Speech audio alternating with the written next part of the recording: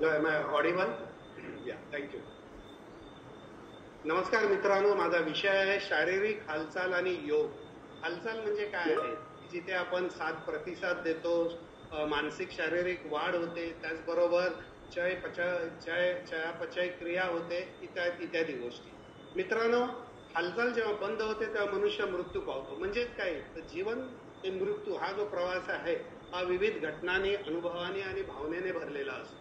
मित्रांनो, आजच्या ह्या यांत्रिक युगामध्ये तुमच्यासारखी तरुण पिढी कित्येक वेळा कार्यालयीन काम करत असताना सतत कॉम्प्युटर समोर बसणं, झोमॅटो, स्विगी या इतर फ्लिपकार्ट, अमेझॉन ह्या इतर कंपन्यांच्या सेवेमुळे तुम्हाला घर बसल्या सगळ्या गोष्टी मिळतात. त्याच्यामुळे झालंय काय, भरीसभर म्हणून AI आणि ChatGPT, गुगलमुळे तुम्हाला मेंदू सुद्धा तुमचा काम करत नाहीये.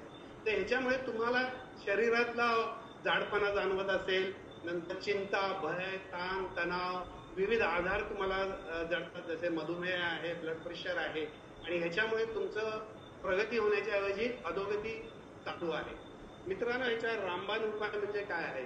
योग. योग हा तुम्ही कधीही केव्हाही कुठल्याही वर्षी सुरू करू शकता. आरोग्य संपन्न हे योग आहे, जेणेकरून तुमचे स्नायू लवचिक आणि बळकट होतात, हाडं ही मजबूत होतात. त्याचबरोबर तुमच्या शरीरातल्या ज्या विविध क्रिया आहेत, त्याचं श्वसनक्रिया आहे, रक्तसंचार असेल, ह्या सर्व प्रणाली सुंदरपणे काम करतात आणि तुम्हाला दीर्घायुष्य, चांगलं जीवन, तुमचं मन आणि शरीर चांगलं राहतं. मित्रांनो, सावंत सर नेहमी म्हणतात, त्यांनी मध्यंतरी सांगितलं, movement is healing. Movement is healing. Yes sir, I agree with you. पण त्याच्याबरोबर माझ्या बाबतीत ज्या काही घटना घडल्या आहेत त्याच्यामध्ये मी तुम्हाला सांगू इच्छितो की movement is miracle in my case also, healing as well as miracle. तो चमत्कार आहे. मित्रांनो, जेव्हा मी गिरनार पर्वत जेव्हा चढायचो तेव्हा मला 14 ते 15 तास लागायचे गिरनार पर्वत चढणं आणि उतरणं. मी योगाभ्यास जेव्हा सुरू केला, 50 सूर्यनमस्कार घालायचो, तोच माझा अवधी 10 तासांवर आला. त्यानंतर कोरोना, कोविड, डेल्टा व्हायरसच्या वेळेला मी मृत्यूशय्येवर पडलो होतो. 25 दिवस मी हॉस्पिटलमध्ये होतो. माझं शरीर बिलकुल मला साथ देत नव्हतं. जेव्हा मला डिस्चार्ज मिळाला, जेव्हा मी घरी आलो, त्या डॉक्टर मला म्हणाले की तुम्ही फक्त एकच सूर्यनमस्कार एक दिवशी घालू शकता. म्हणजे शारीरिक हालचाल सुद्धा मी करू शकत नव्हतो.